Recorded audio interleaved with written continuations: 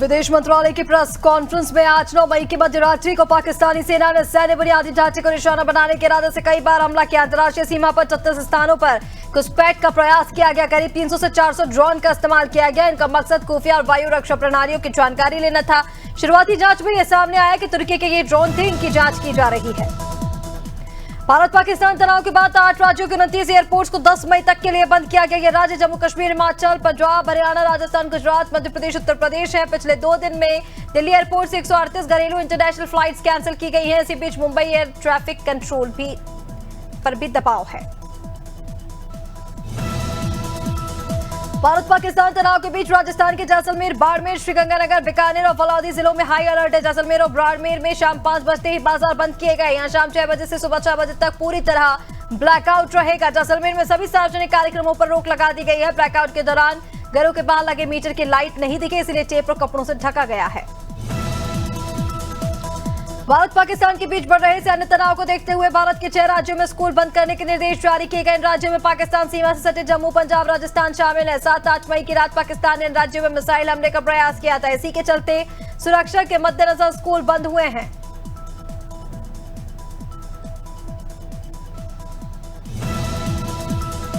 भारत पाकिस्तान जंग के हालात के बीच सेंट्रल कंज्यूमर प्रोटेक्शन अथॉरिटी यानी कि सीसीपीए ने अमेजॉन, फ्लिपकार्ट जैसी 13 ई कॉमर्स कंपनियों को अपने प्लेटफॉर्म पर वॉकी टॉकी डिवाइस की अवैध बिक्री के लिए नोटिस जारी किए। सीसीपीए ने शुक्रवार को ऑफिशियल स्टेटमेंट में इस बात की जानकारी दी और कहा कि ई कॉमर्स प्लेटफॉर्म पर वॉकी टॉकी की अवैध लिस्टिंग बिक्री के खिलाफ प्रमुख डिजिटल मार्केटर्स को 13 नोटिस जारी किए गए हैं।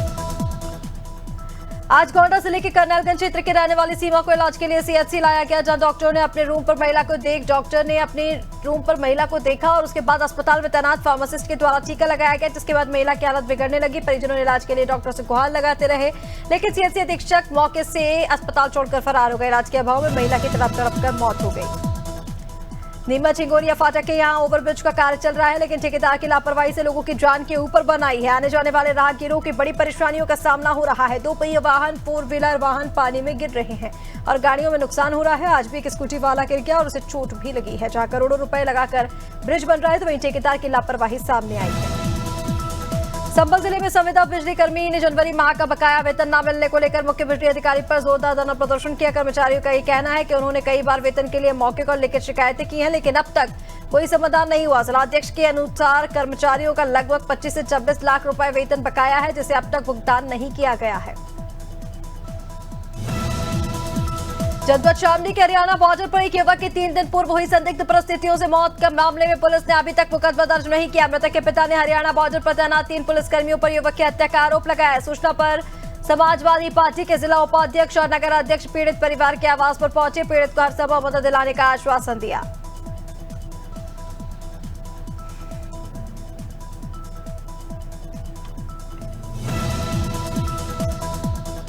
मसूरी में भीषण सड़क हादसा हो गया। जानकारी के मुताबिक मसूरी चीनी बाईपास रोड पर कार बेकाबू होकर खाई में गिर गई, जिसमें चालक सहित 3 अन्य लोग गंभीर रूप से घायल हैं, जिन्हें उपजिला चिकित्सालय में भर्ती कराया गया। ड्राइवर ने बताया कि उसके साथ पर अचानक से कोई कीड़ा बैठा। कीड़े को हटाने के चक्कर में ड्राइवर का हाथ स्टीयरिंग पर अचानक से घूम गया, जिस पर कार बेकाबू होकर खाई में गिर गई।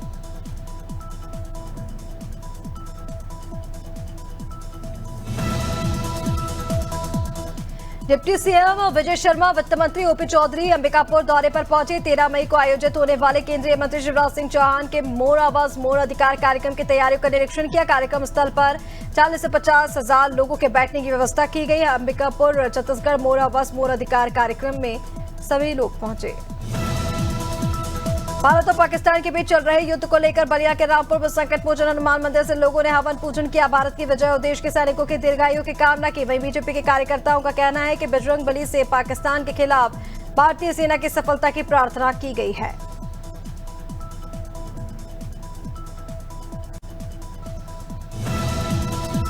मुख्यमंत्री डॉक्टर मोहन यादव ने भोपाल के रविंद्र भवन में आयोजित जनजातीय शिल्पग्राम महोत्सव 2025 का विधिवत शुभारंभ किया। इस अवसर पर जनजातीय कार्य विभाग मंत्री कुंवर विजय शाह समेत अन्य गणमान्य जनप्रतिनिधि मौजूद रहे। यह महोत्सव हमारे जनजातीय परंपराओं, कला, संस्कृति, हस्तशिल्प की समृद्ध विरासत को प्रोत्साहित करने की दिशा में एक महत्वपूर्ण कदम रहा है।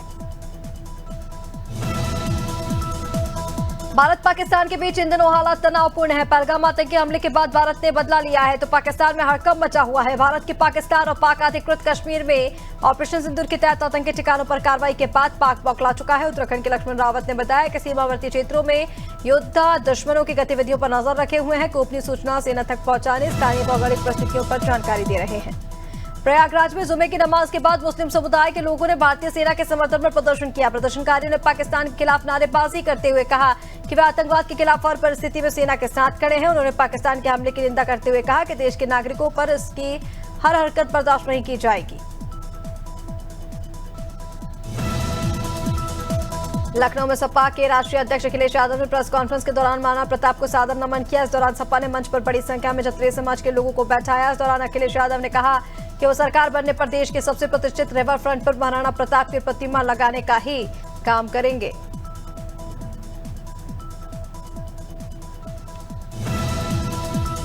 भारत पाकिस्तान के बीच बढ़ते तनाव को लेकर पूर्व सीएम भूपेश बघेल ने कहा कि आतंकवाद के सफाई के लिए सेना लगातार कोशिश कर रही है, पाकिस्तान के अटैक को रोकने में भी सफल हो रही है। भारतीय सेना जितनी तारीफ की जाए उतनी कम है। कांग्रेस ने भी सरकार के एक्शन का समर्थन करते हुए फैसला लिया है।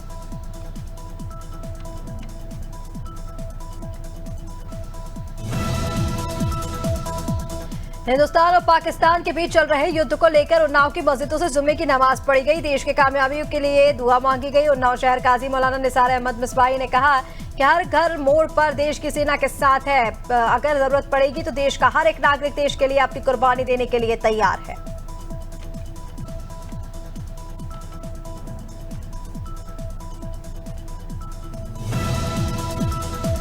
बस्ती के कप्तानगंज थाना क्षेत्र में हुए दोहरे हत्याकांड मामले में पुलिस को सफलता हासिल हुई। पुलिस ने हत्याकांड के फरार 2 आरोपियों को गिरफ्तार कर लिया है। दरअसल दोनों पर 50-50 हजार रुपए का इनाम घोषित था। अपर पुलिस अधीक्षक ओपी सिंह ने बताया कि दोनों आरोपी हत्या की साजिश में पूरी तरह शामिल थे। पुलिस ने सख्त कार्रवाई का आश्वासन भी दिया है और कार्रवाई जारी है।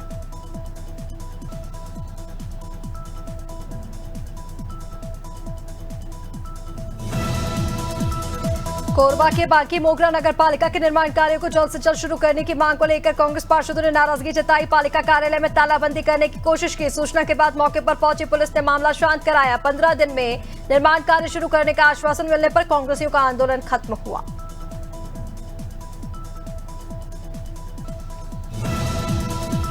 अलीगढ़ के कासिमपुर पावर हाउस पैट बाजार एफसीआई रोड के हालात खस्ता हाल है। इससे क्षेत्रवासियों को काफी परेशानियां हो रही हैं। बता दें कि यह सड़क सालों से जर्जर और गड्ढा युक्त है। बारिश के दिनों में पानी भर जाता है, लेकिन क्षेत्रवासियों की इस समस्या का कोई समाधान नहीं, जिसकी वजह से स्कूली बच्चों को भी काफी दिक्कतों का सामना करना पड़ता है।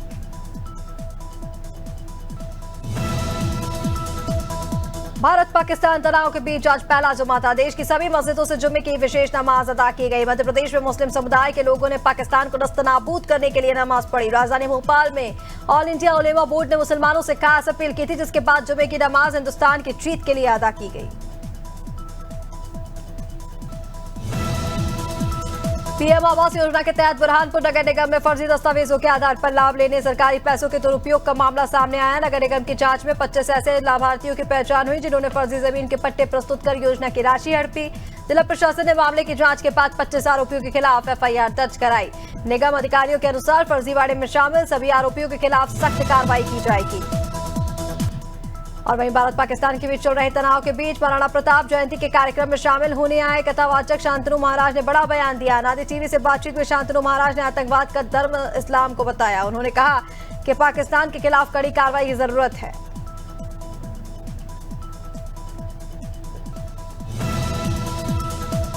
चंबल में अवैध खनन करने वालों पर खनन विभाग कार्रवाई करते हुए एक जेसीबी मशीन और 3 डंपर को जब्त कर लिया गया है। बता दें कि असमोली थाना इलाके के गुस्मानी गांव में अवैध खनन की शिकायतें मिल रही थी, जिसके बाद विभाग ने छापेमार कार्रवाई की। खनन अधिकारी हलीम खान ने कहा अवैध खनन किसी भी कीमत पर बर्दाश्त नहीं किया जाएगा। जांजगीर चांपा जिले के चांपा थाना क्षेत्र में पुलिस ने अवैध नशीली पदार्थों की तस्करी करने वाले 2 आरोपियों को गिरफ्तार कर लिया है। एक बड़ी सफलता हासिल की है। पुलिस को गुप्त सूचना मिली थी, जिसके बाद कुछ संदिग्ध व्यक्ति क्षेत्र में नशीली सिरप की तस्करी करते पाए गए। इस सूचना पर चांपा पुलिस ने कार्रवाई करते हुए टीम का गठन किया और संदिग्ध स्थान पर छापा मारकर आरोपियों को पकड़ा है, जिनके पास से 360 सीसी बरामद की गई है। कौशाम्बी में चेन स्नेचिंग करते हुए 2 महिलाएं पकड़ाई गई हैं। बताया जा रहा है कि महिला कड़ाधाम में श्रद्धालु को शिकार बनाती थी। पंडा समाज के लोगों ने दोनों के रंगे हाथे पकड़ा है, पुलिस को सौंप दिया है। दोनों आरोपी महिलाओं से पूछताछ जारी है। कड़ाधाम थाना के शीतला धाम की पूरी घटना बताई जा रही है।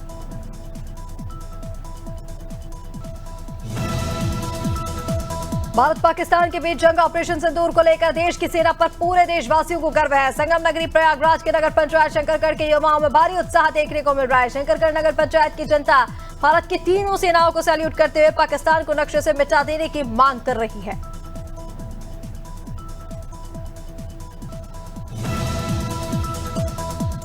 भारत पाक युद्ध के हालात को देखते हुए बुरहानपुर पुलिस अलर्ट हो गई है। पुलिस के आला अधिकारी सतत गश्त और निगरानी रखे हुए हैं। खासतौर से सोशल मीडिया को लेकर एडवाइजरी जारी हुई है। पुलिस ने नागरिकों से अपील की कि सोशल मीडिया पर आपत्तिजनक फोटो वीडियो को शेयर करने और उस पर कमेंट करने से शांति बनाए रखें। पुलिस ने यह भी कहा कि अगर कोई आपत्तिजनक फेक न्यूज पोस्ट करता है तो उसके खिलाफ वैधानिक कार्रवाई जरूर की जाएगी।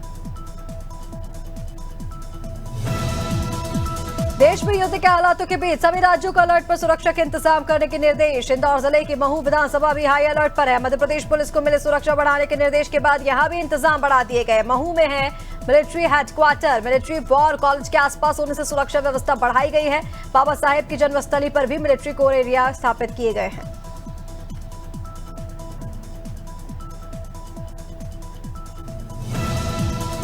पहलगाम हमले के बाद भारत ने ऑपरेशन सिंदूर चलाया, जिसको लेकर भारत और पाक के बीच तनातनी का माहौल है। रायपुर रेलवे स्टेशन को सुरक्षा व्यवस्था के लिहाज से अलर्ट मोड पर रखा है। सुरक्षा प्रहरी लगातार गश्त कर रहे हैं। आने जाने वाले यात्रियों के लगेज की जांच की जा रही है। सीसीटीवी से भी निगरानी जारी है।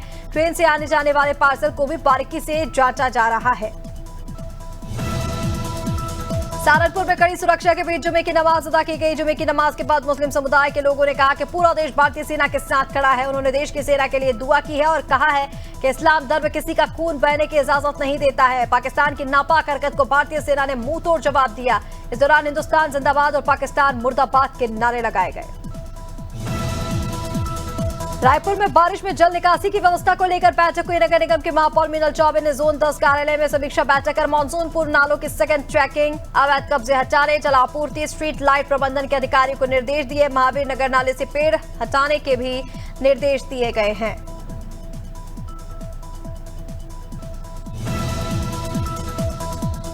संभल जनपद के भजोई थाना क्षेत्र में पुलिस को बड़ी सफलता मिली, जहां 95 लाख रुपए की बीमा राशि हड़पने के लिए भाई ने अपने सगे भाई की हत्या कर दी। आरोपी ने पहले फर्जी बीमा पॉलिसी करवाई, उसके बाद सड़क पर पीट कर भाई की हत्या की। इसे एक्सीडेंट का रूप देने की कोशिश की गई, लेकिन महीनों की जांच के बाद पुलिस टीम ने हत्या का खुलासा किया। 2 अभियुक्तों को गिरफ्तार कर जेल भेज दिया है।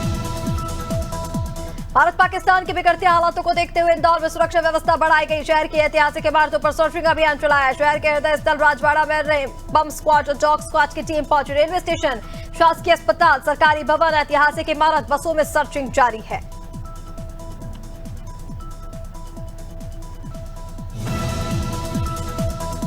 रायपुर की ओर से जारी मालगाड़ी के पहिए पटरी से उतर गए। इंजन से 22वें नंबर के डिब्बे से 2 पहिए उतरे हैं। बता दें कि मालगाड़ी में 59 डिब्बे थे। घटना की जानकारी के बाद रेलवे के आला अधिकारी घटनास्थल पर पहुंचे।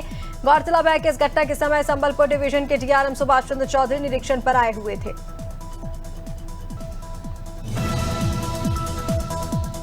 नर्मदापुरम के वार्ड क्रमांक 22 में नगर पालिका के अतिक्रमण दल ने अवैध अतिक्रमण को हटाने की कार्रवाई की। नगर पालिका के अतिक्रमण दल ने जेसीबी की मदद से अवैध अतिक्रमण को हटाया। अतिक्रमण दल प्रभारी ने बताया कि स्थानीय लोगों के द्वारा सांसद और विधायक को शिकायत की गई थी। स्थानीय लोगों की शिकायत पर अवैध अतिक्रमण को हटाया गया है।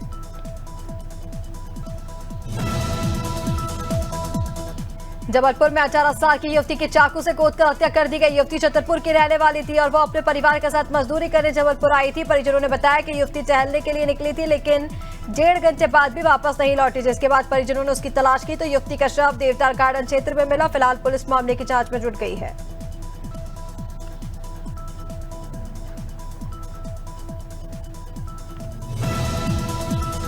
कोरबा जिला मुख्यालय से महज करीब 10 किलोमीटर दूर कोरबा चांपा मुख्य मार्ग पर धूल के गुब्बारे उड़ रहे हैं। इस धूल के कारण भिलाई कुर्द के लोगों को कई प्रकार की परेशानियों को सामना करना पड़ रहा है। उनका आरोप है ठेकेदार ने रोड पर डामरीकरण नहीं किया। इसकी शिकायत महापौर, कलेक्टर से लेकर मंत्री लखनलाल देवांगन तक की गई है, लेकिन अब तक मामले में कोई कार्रवाई नहीं की गई।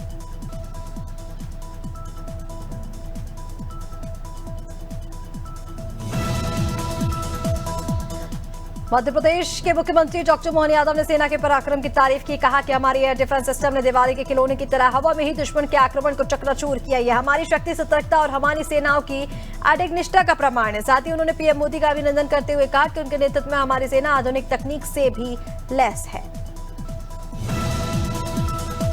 दिल्ली में नागरिक सुरक्षा निदेशालय ने पीडब्ल्यूडी मुख्यालय पर सायरन का परीक्षण किया। इस दौरान कैबिनेट मंत्री प्रवेश वर्मा उपस्थित रहे। प्रवेश वर्मा ने कहा कि आज से दिल्ली में सायरन लगाने का काम शुरू हो चुका है। दिल्ली में जितनी भी ऊंची बिल्डिंग है सभी पर सायरन लगाए जाएंगे।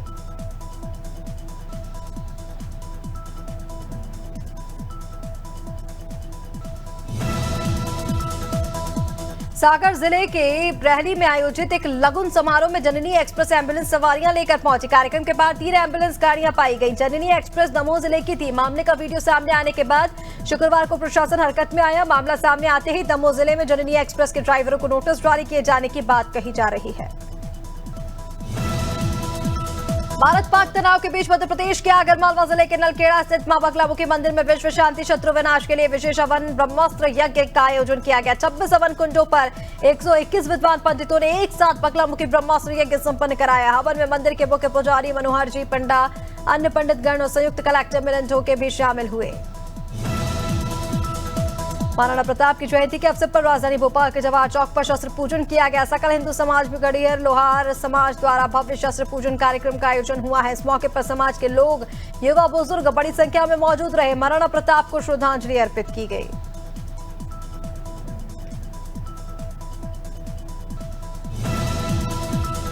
पहलगाम में 22 अप्रैल को हुए आतंकी हमले के बाद भारत ने पाकिस्तान पर एयर स्ट्राइक किया। ऑपरेशन सिंदूर के तहत 9 आतंकी ठिकानों का ध्वस्त किया है। ऑपरेशन सिंदूर की सफलता के बाद एमपी कांग्रेस तिरंगा रैली निकाली।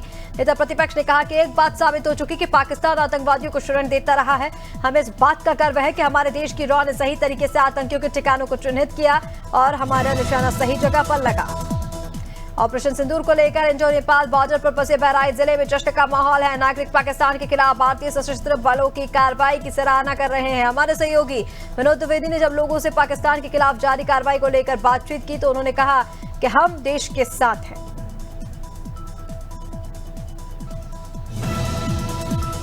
मुख्यमंत्री पुष्कर सिंह धामी ने सचिवालय में पलायन निवारण आयोग की समीक्षा बैठक की। इस दौरान बैठक में सीएम धामी ने कहा कि राज्य में रिवर्स पलायन कर चुके लोगों के अनुभवों को साझा करने के लिए एक उपयुक्त प्लेटफॉर्म उपलब्ध कराया जाएगा। इसका उद्देश्य है अन्य लोग भी इन सफलताओं से प्रेरित होकर स्वरोजगार की दिशा में कदम बढ़ाएं।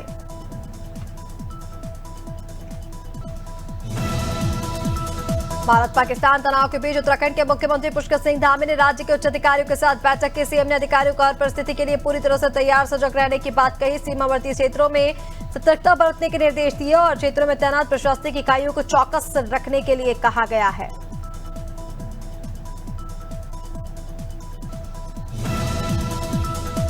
भारत पाकिस्तान के बीच युद्ध के हालात बने हुए हैं। जम्मू कश्मीर के उरी पुंछ में शुक्रवार शाम से फायरिंग जारी है। चंडीगढ़ और अंबाला में हवाई हमले की चेतावनी दी गई। चंडीगढ़ में सेना की वेस्टर्न कमांड एएनआई का भी दफ्तर है। अंबाला में एयरफोर्स स्टेशन मौजूद है। इसी के चलते भारत ने भी सभी ड्रोन अटैक्स को नापाक साबित किया है।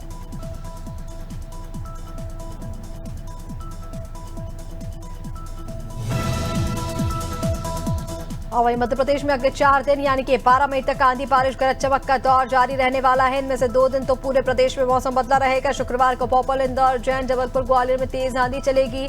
रफ्तार 40 से 50 किलोमीटर प्रति घंटा तक रह सकती है।